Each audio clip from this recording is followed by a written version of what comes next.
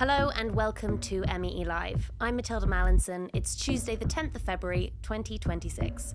It's been over a week since the latest round of Epstein Files, and our reporters are continuing to find new revelations.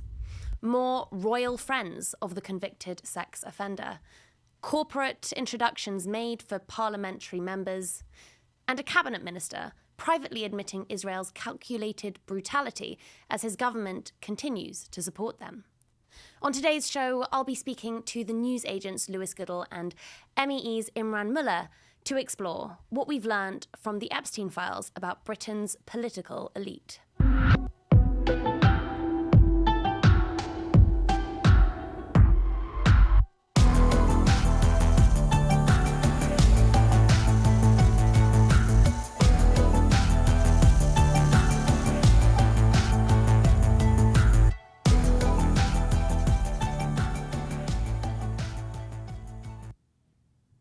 UK Prime Minister Keir Starmer is clinging on to the Labour leadership in the ongoing political fallout of the Epstein Files. Tonight, a new wave of backlash after the massive final dump of Epstein Files. Britain's Prime Minister Keir Starmer is the latest to face criticism in what is now a global scandal. Prime Minister, are you going to resign? To appoint Epstein's close associate, Peter Mandelson, as Britain's ambassador to Washington goes to the very heart of this Prime Minister's judgment. Let me bring you some breaking news now. Morgan McSweeney, Downing Street Chief of Staff, has just resigned. During a frantic and rollercoaster day for Sir Keir, he faced a public call on him to stand down by Labour's leader in Scotland, Anna Sarwar. This isn't easy, and it's not without pain, as I have a genuine friendship with Keir Starmer. But my first priority and my first loyalty is to my country, Scotland. That's why the distraction needs to end and the leadership in Downing Street has to change. David Lammy, it's time for the PM to go. We've waited 14 years to get here. No. I'm fighting for them. I am their Prime Minister, and this is their government. And I will never give up on that fight. Millions of files released by the US Department of Justice just over a week ago revealed lurid ties between convicted child sex offender Jeffrey Epstein and Starmer's pick for US Ambassador Peter Mandelson. Starmer has confirmed that he knew of the pair's ongoing friendship at the time of the appointment, years after Epstein was first convicted for soliciting sex from a minor. Police have now opened a criminal investigation into the former ambassador, who was dismissed by Starmer in November when his relationship with Epstein first came to light.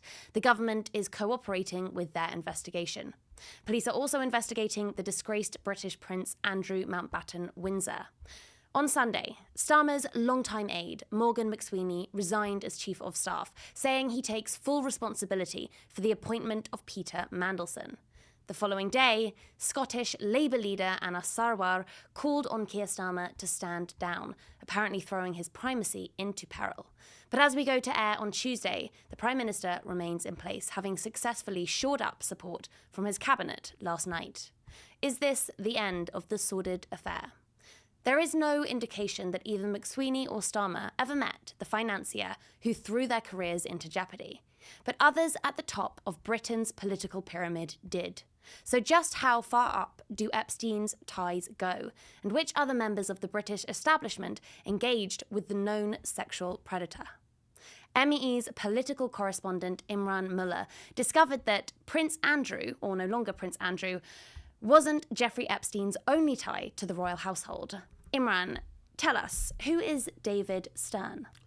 Well, David Stern is a German-born investor currently based in the UAE, and he was introduced to Andrew by Epstein. He became an aide of Andrew, but then became such a trusted figure in royal circles that he was appointed a director of St. George's Trust, which is a very prestigious institution nestled in the heart of Windsor Castle. You can't go further into the British establishment. He was photographed right next to the Queen at an event in 2016 in St James's Palace. Yeah, I saw that the St George's House, it's described as a place where people of influence meet to discuss matters of national and international importance. Sadly, a central theme of the Epstein Files. So, okay, Epstein introduced Stern to Andrew.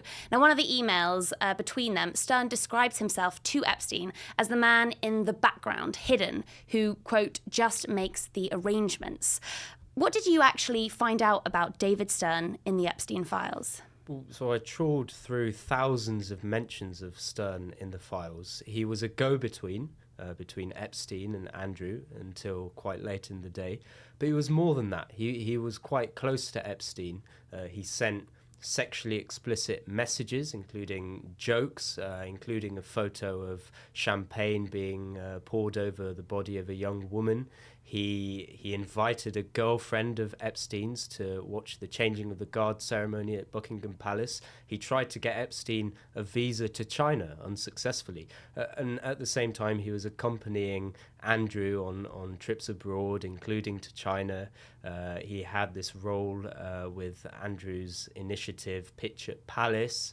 He was photographed next to the Queen as part of that initiative. He even suggested to Andrew that to Epstein that he buy a hotel, the Duke's Hotel, near Buckingham Palace and set up a playroom inside it. So this was a man who was right within royal circles, ensconced, and yet he was very close to this notorious paedophile financier. And just to be clear, the relationship continued long after Epstein was a known convicted sex offender. Yes, so as late as 2018, the year before Epstein was found dead in his prison cell, Epstein actually arranged accommodation for Stern in New York. Wow. Now, something else that the Epstein Files reveal are ties to the UK's far right. For one, the Chancellor of the UK's Reform Party is someone who comes up. Nick Candy, who donated £1 million to Reform before being made its honorary treasurer, dined with Epstein's close associate and contacted Ghislaine Maxwell. This was before either were convicted. Epstein's global far-right network included, notoriously, Steve Bannon, Donald Trump's former chief strategist. He comes up a lot in the files.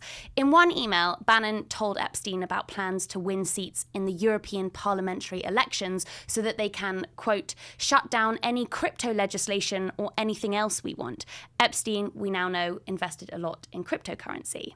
Now, Bannon also emailed Epstein to brag about being advisor to Nigel Farage. This is something you found, Farage being the head of the UK Reform Party. The pair also discuss the far-right British activist Tommy Robinson, who Bannon calls the backbone of England. Tommy Robinson is someone who has been convicted criminally multiple times and has built a violent street movement by stoking fears of an Islamic takeover of the UK.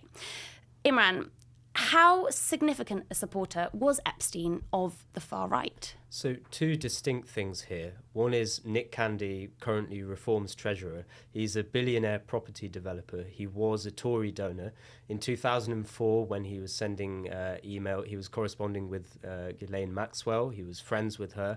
There's no suggestion of wrongdoing or criminality on his part. And indeed, you wouldn't describe him as a far-right figure at that time. But this illustrates Epstein's close and extensive ties with the business elite internationally. And also today, Reform has this business elite within the party. And this is a party that presents itself as anti-establishment and populist.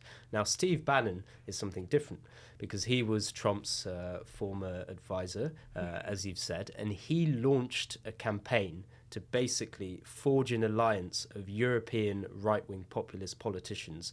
And one of them was Nigel Farage, and he spoke about this with Epstein. Epstein was very interested in it. He had a very close relationship with Epstein. So Epstein had a keen fascination with, indeed, interest in the European far-right and right-wing populist anti-EU movements as well.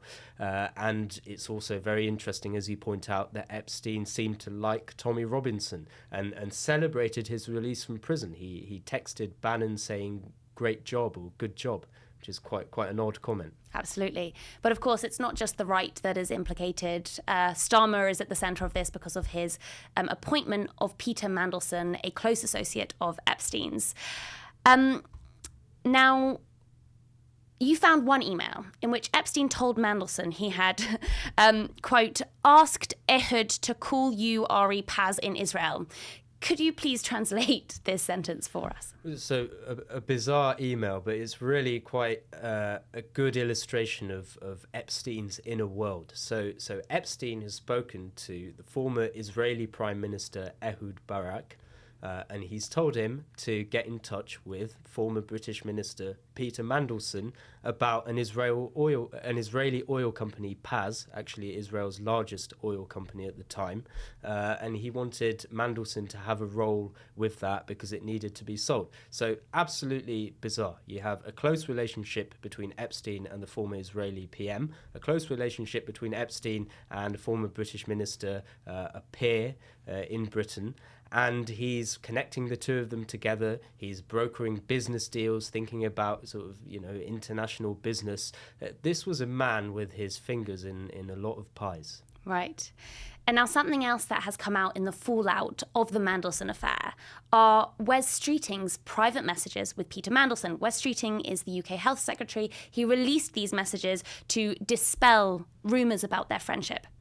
In a message to Mandelson in July last year, Wes Streeting made quite a striking admission. He said, quote, Israel is committing war crimes before our eyes. Their government talks the language of ethnic cleansing, and our own medics describe calculated brutality against women and children. A cabinet member privately accusing Israel of war crimes as his government refuses to publicly do so. How significant is this?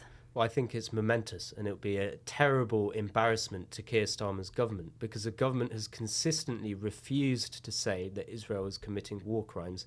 And yet here you have a cabinet minister saying privately that he believed Israel was committing war crimes before our eyes. He accused Israel of talking the language of ethnic cleansing, called it a rogue state. So it's a remarkable admission, and we should remember that the British government was, during this time, collaborating militarily with Israel in some ways. There were strained ties, there was a partial arms embargo, but there was still military collaboration. So lots of questions to be answered, I think, for Mr. Streeting and, of course, for the PM.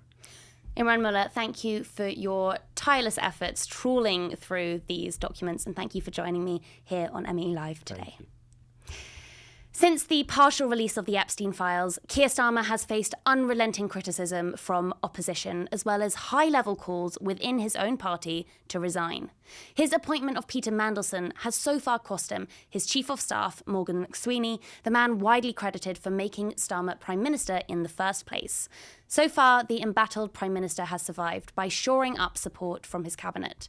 But does the buck stop with Starmer?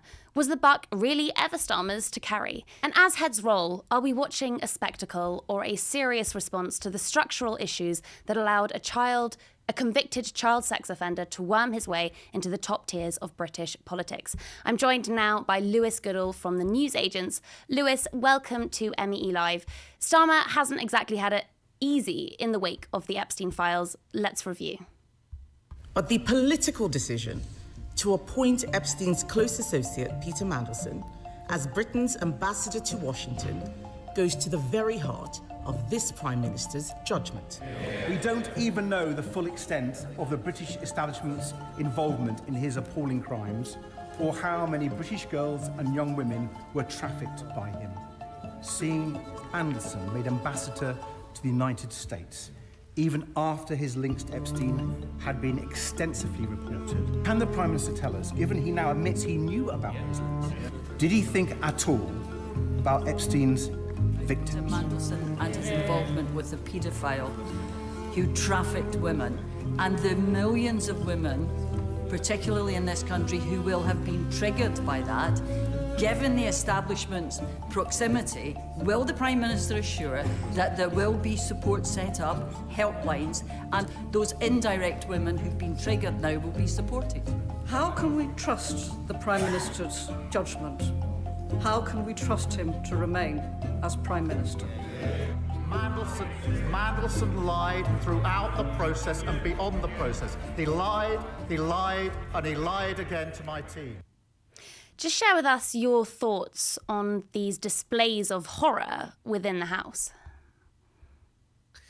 Well, look, I think that clearly hearing the Prime Minister, as he did last Wednesday, Keir Starmer, say aloud what everybody knew, which was that he appointed Peter Mandelson to the most senior diplomatic position that the British government has to offer, despite the fact that the Prime Minister was aware, which he revealed on the third time of asking, was aware that he had continued, that is Mandelson, his relationship with Jeffrey Epstein, even after his conviction for paedophilia. Hearing the Prime Minister say that on the floor of the House of Commons at the dispatch box did have a chilling effect among Labour MPs. And sometimes in politics it can be irrational like that, something that you already know. Hearing it aloud, it sort of crystallised all of the latent worry that Labour MPs have had about Starmer's leadership. That said, I think in Starmer's defence, I think that there has been a great deal of hypocrisy in Westminster. It's not unknown in Westminster over the course of the last week. MPs may have been horrified to hear Starmer say it, but the truth is that was known not just by Starmer, but by everybody else. I went back and had a look at the press coverage, the media coverage that there was at the time that Mandelson was appointed at the end of 2024, the start of 2025. You might think, given the ferocious coverage there has been about that decision over the last week, that someone in the press might have mentioned it. There was some reporting, particularly from the Financial Times, who were dogged about this.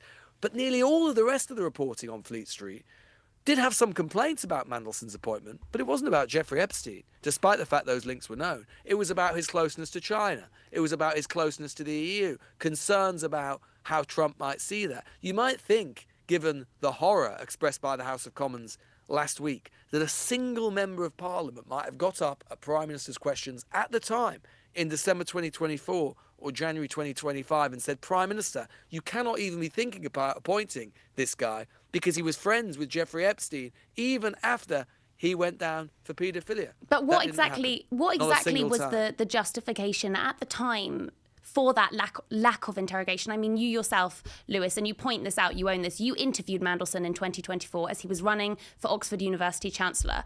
Why didn't you ask Mandelson about his Epstein ties? Did you just decide that it wasn't important enough? What was the thinking?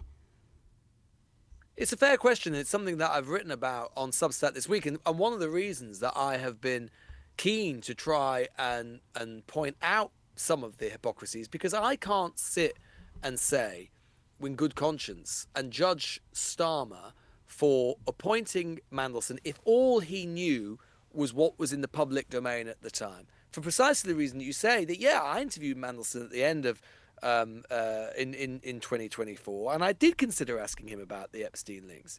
The truth is, though, is that these seemed so remote at the time. These were so low down the news agenda.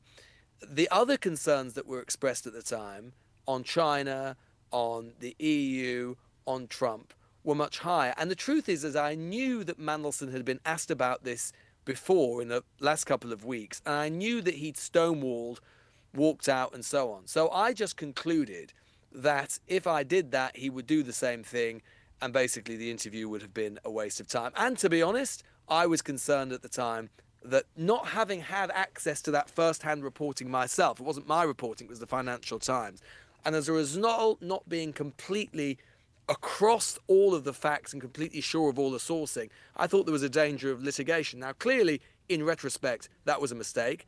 I wish I had asked it, but I can understand at the time how it was that Mandelson was perceived very differently to how he's perceived now. And you can see a vicious cycle there within how the media works. The risk of being stonewalled means it falls lower down the news agenda, and then it not being on the news agenda means it's more likely not to come up. Actually, can I just ask, why do you think that Keir Starmer appointed Mandelson at the time, despite the public knowledge about his friendship with Epstein? Well, I think you've just put your finger on it in a way when you say despite. I don't think that Keir Starmer, and this is the bit that he can't say aloud, he didn't appoint Peter Mandelson in a sense despite his relationship with Epstein. In a very real sense, he appointed Mandelson because of his relationship with Epstein. Now, I'm not saying that Keir Starmer thought, excellent, he's had a relationship with this convicted paedophile, let's definitely make him ambassador. But what did that relationship, in the broadest sense, say about Peter Mandelson? It says that he was comfortable in, and not just comfortable, but enjoyed the company and comfort of the super rich and the super famous and global economic and political elites. It said that he was somebody who felt comfortable in that super elite world of the United States. Someone with whom Epstein had close links was Donald Trump. The truth is that Mandelson was appointed, and people complimented Starmer about this at the time, because they thought that, frankly, he could be a bit of a dark character. And it is exactly that sort of dark character who would thrive in the court of Trump. And the simple way of proving this to yourself is to consider a very simple counterfactual. Is there any way in the world that Mandelson would have even been on the short list for the ambassador job if Kamala Harris had won the 2024 presidential election? Not in a million years. Mandelson was the appointee in a world of a Trump restoration precisely because he could speak and act like Trump. And that is why he was appointed. Well, but if Mandelson's appointment was a symptom of the Trump era, the question then is how far down the MAGA road is the UK prepared to go? I mean, are we so tied to America's political establishment that we're prepared to corrupt our own in order to better play ball with theirs? That was the gamble that Starmer took, and that is the other bit that he can't say aloud. Look, why did Starmer was no great friend of Peter Mandelson, right? Mandelson was a new Labour kind of grandee and senior figure in a new Labour years. That is way before Keir Starmer even became an MP. So he's no great mates with Peter Mandelson. And I suspect in lots of ways might not have particularly enjoyed the sort of person that Peter Mandelson is. How do you square that circle? How does it end up that Starmer ends up appointing him over others? Well, one of the answers is that Morgan McSweeney, who was his chief of staff, was close to Mandelson, and doubtless, it is said, Morgan McSweeney was arguing on Mandelson's behalf. And the argument you can see, and this is basically, as I say, another bit he can't say aloud, is that Starmer held his nose. Starmer looked away, just like, by the way, as I say, a lot of Parliament did, and a lot of the media did.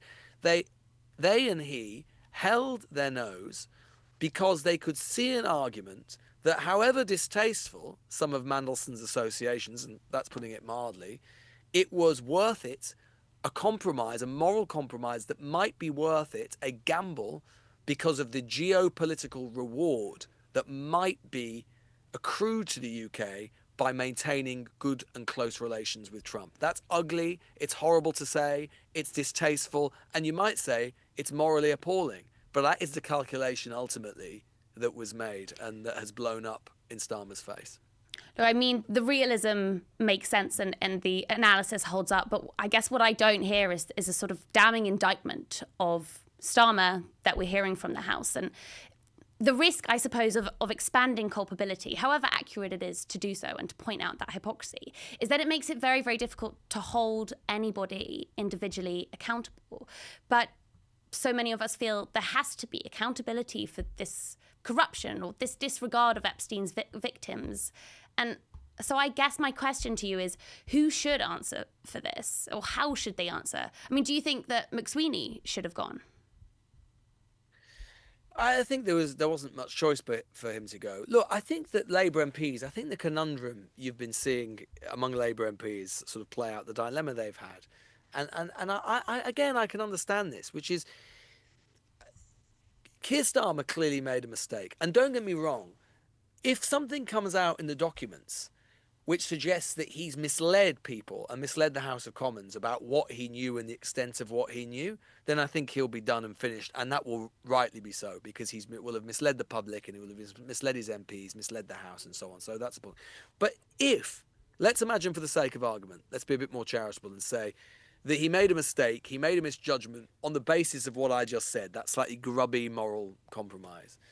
I do think that it would be a weird and peculiar world where the person who paid the biggest political price for what we've seen in the Epstein Files, the appalling and unbelievable, heinous acts that appear to be outlined in those files, which includes a catalogue and a litany of the most powerful men across the world in politics, in finance, in tech, in royalty, you name it. If the person who should pay the price for that should be the Prime Minister of the UK, who has no connection with those files whatsoever, beyond appointing someone who had a connection with Epstein, which was known, but which the depth of that knowledge could not have been known until the files were released. So I would say absolutely there should be accountability, and Starmer should absolutely be held accountable for that decision. But if we're looking for accountability for the Epstein Files and the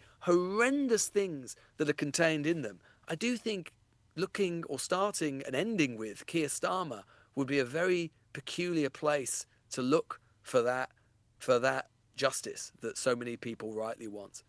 Lewis Goodall, it's been really great having you on. Thank you so much. My pleasure. And for today, that is all that we have time for. But before we lose you, we want to hear from you. Please send in your thoughts and questions to @MiddleEastEye on any social platform, or email meelive@middleeasteye.net. We'll be here at 5 p.m. GMT, noon in New York, every Tuesday and Thursday. See you then.